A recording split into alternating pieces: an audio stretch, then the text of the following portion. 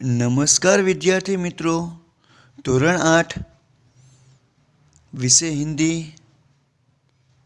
વિષયાંક પાઠ 4 કર્મયોગી લાલ બહાદુર શાસ્ત્રી કે વિદ્યાર્થી મિત્રો, પ્રસ્તુત પાઠમાં આપણને લાલ બહાદુર શાસ્ત્રીના જીવનનો પરિચય આપેલો છે. તો ગયા વિડીયોમાં આપણે થોડો પાઠનો અભ્યાસ કરેલો છે, એટલે કે લાલ બહાદુર શાસ્ત્રી વિશે થોડો પરિચય આપણે પ્રાપ્ત કરેલો છે અને જ્યાં પહોંચ્યા છીએ ત્યાંથી આપણે પાઠની શરૂઆત કરીએ. તો વિદ્યાર્થી મિત્રો, આપણે અહીં પહોંચેલા છીએ ત્યાંથી આપણે શરૂઆત કરીએ कि शास्त्री जी की एक सबसे बड़ी विशेषता यह थी कि वे एक सामान्य परिवार में पैदा हुए थे. कि शास्त्री जी ने एक સૌથી મોટી વિશેષતા એ છે કે એ એક સામાન્ય પરિવારમાં જન્મેલા છે. કોઈ ધનવાન કુટુંબમાં પરિવારમાં નહીં, પણ એક સામાન્ય પરિવારમાં તેઓ જન્મેલા છે અને सामान्य परिवार में ही उसकी परवरिश हुई અને સામાન્ય પરિવાર, સામાન્ય પરિસ્થિતિમાં જ તેઓ મોટા થયેલા છે, એની દેખભાળ થયેલી છે. और जब वे देश के प्रधानमंत्री जैसे महत्वपूर्ण पद पर पहुँचे तब भी वह सामान्य ही बने रहे. અને જ્યારે તેઓ દેશના પ્રધાનમંત્રી એટલે કે વડાપ્રધાનના પદ સુધી પહોંચેલા છે ત્યારે પણ તેઓ એક સામાન્ય નાગરિક બનીને જ રહ્યા છે. ક્યારેય પોતે પોતાની પદ પ્રતિષ્ઠાનું પ્રદર્શન કરેલું નથી. ખૂબ જ સરસ વાત કરી કે શાસ્ત્રીજીની સૌથી મોટી વિશેષતા એ છે કે તેઓ એક સામાન્ય પરિવારમાં જન્મેલા છે અને સામાન્ય પરિવારમાં જ એની દેખરેખ થઈ છે અને છતાં પણ એક મહત્વપૂર્ણ એવું પદ એટલે કે વડાપ્રધાનના પદ પર રહ્યા હોવા છતાં તેઓ એક સામાન્ય નાગરિક તરીકે જ કે એક સામાન્ય જીવન જ જીવતા. विनम्रता, सादगी और सरलता उनके व्यक्तित्व में एक विशिष्ट प्रकार का आकर्षण पैदा करते हैं. विनम्रता કે શાસ્ત્રીજીની અંદર રહેલી વિનમ્રતા, સાદગીપણું અને સરળતા એ જ એમના વ્યક્તિત્વની એક વિશિષ્ટ પ્રકારનું આકર્ષણ ઊભું થાય છે કે વડાપ્રધાનના પદ ઉપર રહ્યા હોવા છતાં એને ક્યારેય પોતાની વિનમ્રતા કે બધા સાથે પ્રેમપૂર્વક વર્તન દાખવતા અને જીવનમાં સાદગી અને સરળતા છે એ એમના વ્યક્તિત્વને ઉજાગર કરતી, એક આકર્ષિત કરવા માટે એમના મહત્વપૂર્ણ એમની અંદર રહેલા ગુણો છે કે જે દરેક વ્યક્તિની અંદર હોવા જોઈએ. વિનમ્રતા, સાદગી અને સરળતા, આ ગુણો દરેક વ્યક્તિની અંદર હોવા જોઈએ કે ગમે ત્યાં પદ ઉપર, ગમે તે નોકરીમાં કે ગમે તે સ્થળે હોય તો વ્યક્તિએ હંમેશા સરળતા ભર્યું કે સાદગી ભર્યું રહેવું જોઈએ. इस दृष्टि में शास्त्री जी का व्यक्तित्व बापू के अधिक करीब था और कहना न होगा कि આ દૃષ્ટિએ જોવા જઈએ તો શાસ્ત્રીજીનું વ્યક્તિત્વ છે એ બાપુ એટલે ગાંધીજી સાથે ખૂબ જ નજીકનું જોવા મળે અને આપણે એ કહી ન શકીએ कि बापू से प्रभावित होकर सन 1921 में उन्होंने अपनी पढ़ाई छोड़ दी. અને બાપુથી એટલે કે ગાંધીજીથી પ્રભાવિત થઈ, એમના કાર્યોથી પ્રભાવિત થઈને શાસ્ત્રીજીએ 1921માં પોતાનો અભ્યાસ છોડી દીધો હતો. शास्त्री जी पर भारतीय चिंतकों डॉक्टर भगवान दास तथा बापू का कुछ ऐसा प्रभाव रहा कि वह जीवन भर उन्हीं के आदर्शों पर चलते रहे.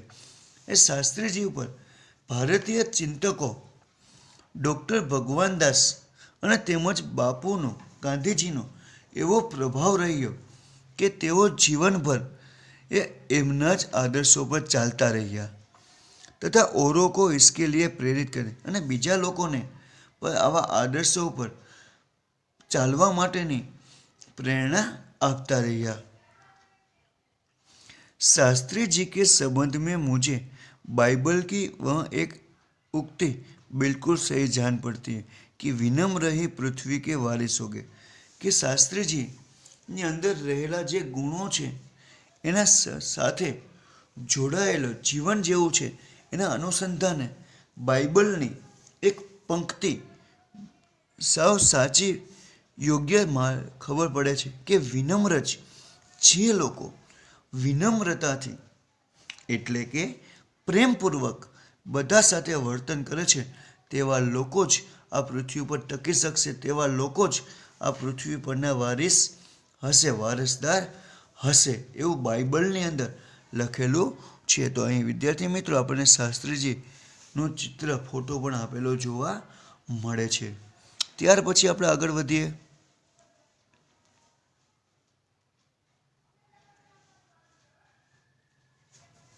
तो शास्त्री जी ने हमारे देश के स्वतंत्रता संग्राम में तब प्रवेश किया था जब वे एक स्कूल में विद्यार्थी थे और उनकी उस समय उनकी उम्र 17 वर्ष की थी.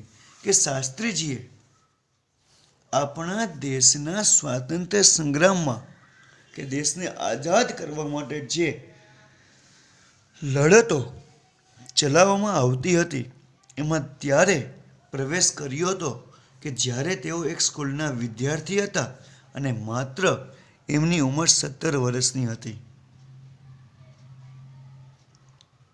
गांधी जी के आह्वान पर वे स्कूल छोड़कर बाहर आ गए थे. ગાંધીજીના માત્ર આહવાનથી તેઓ સ્કૂલ છોડી અને બહાર આવી ગયા હતા. इसके बाद काशी विद्यापीठ में उन्होंने अपनी शिक्षा पूरी की. અને ત્યાર પછી કાશી વિદ્યાપીઠની અંદર તેણે પોતાનો અભ્યાસ શાસ્ત્રીજીએ પોતાનો અભ્યાસ છે એ પૂર્ણ કરેલો છે. उनका मन हमेशा देश की आज़ादी और सामाजिक कार्यों में की ओर लगा रहा. અને શાસ્ત્રીજીનું મન છે એ હંમેશા દેશને આઝાદ કરવા માટે અને સામાજિક કાર્યોમાં જ લાગેલું રહ્યું. परिणाम यह हुआ कि सन 1926 में वे लोक सेवा मंडल में शामिल हो गए जिनके वे सदस्य जीवन भर सदस्य रहे. અને પછી એનું મન છે દેશની આઝાદી અને સામાજિક કાર્યોમાં લાગેલું રહ્યું એટલે પરિણામે તેઓ લોક સેવા મંડળમાં સામેલ થઈ ગયા અને તેના સભ્ય રહ્યા ત્યાં જીવનભર તે જીવ્યા તે સુધી એના સભ્ય રહ્યા. इसमें शामिल होने के बाद से शास्त्री जी ने गांधी जी के विचार के अनुरूप उद्योग द्वार के काम में अपने आप को लगाया. અને એ પછી એમાં જોડાયા પછી તેઓ શાસ્ત્રીજી ગાંધીજીના વિચાર પ્રમાણે બીજાના ઉદ્ધાર કરવાના કામમાં તેણે પોતાનું જીવન સમર્પિત કર્યું. यहाँ से शास्त्री जी के जीवन का एक नया अध्याय प्रारंभ हो गया. અને અહીંથી શાસ્ત્રીજીના જીવનની કંઈક નવી શરૂઆત થઈ ગઈ કે એમના સંપૂર્ણ જીવન પર તેઓ દેશના આઝાદ અને સામાજિક કાર્યોમાં લાગેલા રહ્યા.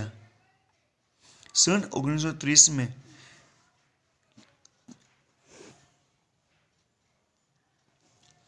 जब नमक कानून तोड़ो आंदोलन शुरू हुआ तो शास्त्री जी ने उसमें भाग लिया. कि જ્યારે નમક કા કાનૂન અંગ્રેજોએ જે મીઠા ઉપર કર લગાડેલો હતો એના વિરુદ્ધમાં ગાંધીજીએ જે આંદોલન ચલાવ્યું કે નમક કા કાનૂન તોડો એ આંદોલનની શરૂઆતમાં જ શાસ્ત્રીજીએ એમાં ભાગ ભજવેલો હતો, એમાં ભાગ લીધેલો હતો અને उसके परिणाम स्वरूप उन्हें जेल जाना पड़ा. અને એ આંદોલનમાં જોડાયા હોવાથી એના પરિણામ સ્વરૂપે એમને જેલવાસ પણ થયેલો, જેલમાં જવું પણ પડ્યું હતું. यहाँ से शास्त्री जी की जेल यात्रा की जो शुरुआत हुई वह सन 1942 के भारत छोड़ो आंदोलन के निरंतर ચાલતી રહી. કે નમક કા કાનૂન તોડો એનું પહેલું આંદોલન હતું કે એમાં જ્યારે આંદોલનમાં જોડાયા એટલે તેઓને જેલવાસ થયો અને આ જેલ યાત્રા એમની 1942માં જે ભારત છોડો આંદોલન થયું ત્યાં સુધી એની જેલ યાત્રા ચાલુ રહી. इन 12 वर्षों के दौरान वे 7 बार जेल गए. અને 12 વર્ષ એટલે 1930 થી 42 આ દરમિયાન તેઓ છે એ આ 12 વર્ષના સમય દરમિયાન તેઓ 7 વખત जेल में जई चूक्या छे। इसी से यह अंदाजा लगाया जा सकता है कि उनके अंदर देश की आज़ादी के लिए कितनी बड़ी ललक थी। અને આમ 7 વાર જેલમાં ગયા છતાં અંગ્રેજો વિરુદ્ધ એને કાર્ય કરવામાં જરામાં અચક ના આવી, અટકાણા નહીં. એટલે એના ઉપરથી આપણે એવો અંદાજ લગાવી શકીએ કે એની અંદર, શાસ્ત્રીજીની અંદર, એ દેશની આઝાદી માટે કાર્ય કરવા માટેની કેવી ઉત્સુકતા હશે. दूसरी जेल यात्रा उन्हें सन 1942 में किसान आंदोलन में भाग लेने के लिए करनी पड़ी. અને પહેલી વાર જ્યારે 30માં તેઓ નમક કાનૂન તોડો એમાં જેલમાં ગયા, બીજી વાર 32માં કિસાન ખેડૂતો માટે જે આંદોલન ચલાવ્યું એમાં ગયા, અને 1942 की उनकी जेल यात्रा 3 वर्ष की थी. અને 1942માં જ્યારે ભારત છોડો આંદોલન ચલાવવામાં આવ્યું ત્યારે તેઓ 3 વર્ષ સુધી સતત જેલમાં રહ્યા હતા. અને જો સબસે લંબી જેલ યાત્રા હતી અને જે સૌથી લાંબા સમય તેઓ જેલમાં રહ્યા હતા. આમ વિદ્યાર્થી મિત્રો, શાસ્ત્રીજીએ આવી અનેક મુશ્કેલીઓનો સામનો કરી પણ દેશને આઝાદ કરવા માટે ગાંધીજીની પ્રેરણાથી અનેક પ્રકારના મહત્ત્વના કાર્યો દેશને આઝાદ માટે કરેલા જોવા મળે. તો વિદ્યાર્થી મિત્રો, અહીં આપણે પાઠ અટકાવીએ છીએ. હવે પછીનો પાઠ હવે પછીના વિડીયોમાં જોશું. હોમવર્કમાં નિમ્નલિખિત प्रश्नों के उत्तर लिखिए. पहला प्रश्न है, बाइबल की कौन सी उक्ति शास्त्री जी पर लागू होती है? कि बाइबलनी कई पंक्ति है जे शास्त्री जी ने लागू पड़े छे. बीजू, शास्त्री जी ने अपनी शिक्षा कहाँ पूरी की? शास्त्री जी पोतानो अभ्यास है क्या पूर्ण कर्यो छे? तीजू, शास्त्री जी लोक सेवा मंडल में कब शामिल हुए? शास्त्री जी लोक सेवा मंडल में क्यारे शामिल थया? चौथो, पृथ्वी के वारिस कौन होंगे? पृथ्वीना वारसदार वारिस कौन हशे? पांचमो, शास्त्री जी हमारे देश के स्वतंत्र संग्राम में कब जुड़े? कि शास्त्री जी अपना देशना स्वतंत्र संग्राम में क्यारे जोड़ाय छे? ते आपणे અહીં લખવાનું છે. કે 5 પ્રશ્નોના સારા અક્ષરે આપણે જેટલો વિડીયો ચાલેલો છે, જેટલો પાઠ ચાલેલો છે, એ પાઠમાંથી આપણને મળી રહેશે. એટલે સારા અક્ષરે આપણે લખવાના છે.